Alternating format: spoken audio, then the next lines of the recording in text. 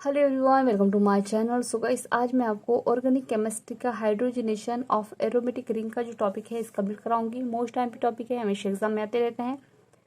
और ये जो टॉपिक है ये शॉर्ट इसमें आता है, ठीक है। लेकिन ऐसा नहीं है कि शॉर्ट में आता है तो आपको कंप्लीट नहीं करना है या आपके लैब भी नहीं है, ठीक है। जैसे कि कभी कभी कोई टॉपिक शॉर्ट में भी देता है और कभी कभी वो इसी टॉपिक को हमको अंदाजा नहीं होता और वो लॉन्ग में भी दे देते हैं, ठीक है। इसलिए जो भी मैं आपको क्वेश्चन बदलती हूँ कि ये आईएमपी है तो इसको आपको अच्छे से कंप्लीट करके जाना है, ठीक है। तो चलिए वीडियो को स्टार्ट करते हैं। चैनल पर नए हैं तो प्लीज़ चैनल को सब्सक्राइब कर दीजिएगा, बेल आइकन प्रेस कर दीजिएगा और वीडियो को ज़्यादा से ज़्यादा शेयर किया करें आप लोग, ठीक है। तो चलिए वीडियो को स्टार्ट करते हैं। और एक बात यहाँ पर मैं सेकंड सेमेस्टर के टॉपिक आपको बता रही हूँ अभी, ठीक है। तो aromatic ring like benzene resonance का कारण स्टेबल होते हैं, ठीक है। जो एरोमेटिक रिंग होते हैं वो किसके वजह से होते हैं? लाइक बेंजीन रिजोनेंस के कारण स्टेबल होते हैं, ठीक है। अतः नॉर्मली इनका हाइड्रोजनेशन नहीं होता, ठीक है। अब यार यहाँ पर स्पष्ट में एक बात कह दी गई कि जो एरोमेटिक रिंग होंगे उनका हाइड्रोजनेशन नहीं होता, ठीक है।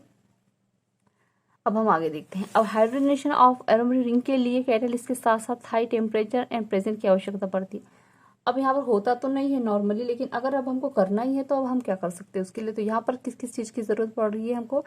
हाइड्रोजनेशन ऑफ एरोमेटिक रिंग के लिए कैटालिटिस के साथ साथ हाई टेम्परेचर की आवश्यकता पड़ेगी हमको और प्रेशर की आवश्यकता। तो यहाँ पे क्या कह रहा है कि जो प्रेशर की आवश्यकता पड़ती है जिनमें, जिससे इन कंपाउंड के रिजोनेंस एनर्जी तथा पाइप बॉन्ड वीक हो सके, ठीक है। अब आगे देखते हैं कि एग्जाम्पल के लिए यहाँ पर हाइड्रोजनेशन ऑफ बेंजीन करके देखते हैं हम। तो यहाँ पर बेंजीन है हमारे पास, फिर क्या है 3H2 और Na यहाँ पर क्या होते हैं? Na यहाँ पर होते हैं कैटलिस्ट के रूप में होते हैं, ठीक है। और यहाँ पर डेल क्या है? एनर्जी दी गई है। अब इसकी रिएक्शन होगी तो ये हमारे पास बेंजीन आ गया और यहाँ पर क्या मिल जाएगा हमें? C6H12 हमें यहाँ पर साइक्लो बोरेन के रूप में प्राप्त हो जाएगा, ठीक है। इतनी बताइए समझ में। मतलब कि यहाँ पर देखिएगा एरोमेटिक रिंग है हमारे पास, एरोमेटिक के रूप में क्या प्रेजेंट है हमारे पास? बेंजीन है। अब बेंजीन के साथ साथ हमें यहाँ पर क्या कह रहा है कि कैटलिस्ट की आवश्यकता पड़ेगी, तो जो कि Na है, ठीक है। और यहाँ पर जो एडिशन भी हमें यहाँ पर इसकी आवश्यकता पड़ती है, ठीक है।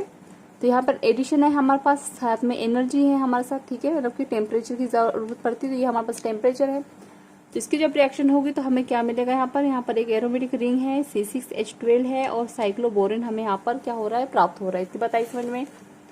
अब आगे देखेंगे हम। अब सेकेंड नंबर में देखेंगे तो हाइड्रोजनेशन ऑफ बेंजीन डेरिवेटिव देखेंगे। तो यहाँ पर हमारे पास एरोमेटिक रिंग है और एरोमेटिक रिंग के साथ हमें क्या जुड़ा है? यहाँ पर OH जुड़ा हुआ है। अब यहाँ पर एक एडिशन लिया है हमने और यहाँ पे कैटलिस्ट क्या है हमारे पास? Na है, ठीक है। अब यहाँ पर देखिएगा जब इसकी रिएक्शन होगी तो ये OH हमें प्राप्त हो जाएगा। यहाँ पर रिएक्शन फास्ट हो क्योंकि हाई टेम्परेचर की आवश्यकता होती है और प्रेशर की। तो जब सभी सी बात है, जब हाई टेम्परेचर होगा और प्रेशर होगा तो रिएक्शन फास्ट होगी। तो जब ये रिएक्शन होगी तो हमें क्या मिलेगा? साइक्लोहेक्सेन 1,2 डाइमोनो डाइवन मोनो एनोल हमें यहाँ पर प्राप्त हो जाएगा, ठीक है। इतनी बताइए समझ में। अब हम आगे देखते हैं। अब यहाँ पर देखिएगा हमारे पास एरोमेटिक रिंग है, OH जुड़ा हुआ है यहाँ पर, ठीक है। अब यहाँ पर प्लस H2 है और Na इसके प्रेजेंट में सेम ही चीज हमने यहाँ पर लिखी हुई है, ठीक है। एक ही एग्जाम्पल है। अब यहाँ पे क्या कह रहा है कि एक कुछ टॉपिक लाइंस दी गई है यहाँ पर, ठीक है। कुछ टॉपिक दिए गए हैं। तो क्या कह रहा है कि बेंजीन में फ्री रेडिकल एडिशन रिएक्शन ज्यादा सुसेप्टिबल होता है, परंतु यह रिएक्शन भी बिना कैटलिस्ट या हीट से नहीं होता। अब यहाँ पे कह रहा है कि जो बेंजीन में फ्री रेडिकल एडिशन रिएक्शन ज्यादा मतलब कि एक्सेप्ट करेगा या सुटेबल करेगा, तो परंतु यहाँ पर क्या करें? इस रिएक्शन में भी बिना कैटलिस्ट के हीट के नहीं होगा, ठीक है। मतलब कि आपको यहाँ पर कैटालिटिस्ट की आवश्यकता पड़ेगी ही और साथ ही में हीट की आवश्यकता भी, यानी एनर्जी की भी आवश्यकता आपको पड़ेगी ही, क्या है? बताइए समझ में। अब दूसरे नंबर में क्या है? जब स्ट्रॉन्ग सनलाइट या रेडिकल इनिटिएटर की उपस्थिति में बेंजीन को हेलोजनेशन के साथ रिएक्ट करते हैं तब इसमें आसानी से एडिशन रिएक्शन हो जाता है। तो यहाँ पर देखिएगा यहाँ पर एरोमेटिक रिंग दिया गया है और यहाँ पे क्या है? एडिशन रिएक्शन, मतलब एडिशन क्या है हमारे पास? 3Cl2 दिया गया है, ठीक है। यहाँ पर स्ट्रॉन्ग और सनलाइट की रिएक्शन के प्रेजेंट में, ठीक है। और क्या है? रेडिकल इनिटिएटर के रूप में हम जब रिएक्शन कराएंगे तो यहाँ पर ये इस तरह से बन जाएगा, ठीक है।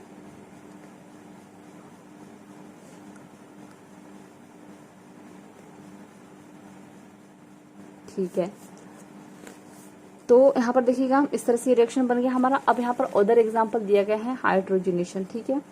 तो यहाँ पे एरोमेटिक रिंग है, Li है, NH3 और ETOH दिया गया है, ठीक है, और रिडक्शन हुआ है। मैकेनिज्म किस तरह से होगा, यहाँ पर एरोमेटिक रिंग है, एडिशन रिएक्शन दिए गए हैं, ठीक है, यहाँ पर इंटरमीडिएट होगा और यहाँ पर हाइड्रोजन ये और Li NH3 में प्राप्त हो जाएगा और यहाँ पर क्या मिलेगा हमें, एरोमेटिक रिंग के साथ हाइड्रोजन जुड़ जाएगा और ये जो ETOLI जो है बाहर निकल जाएगा, ठीक है।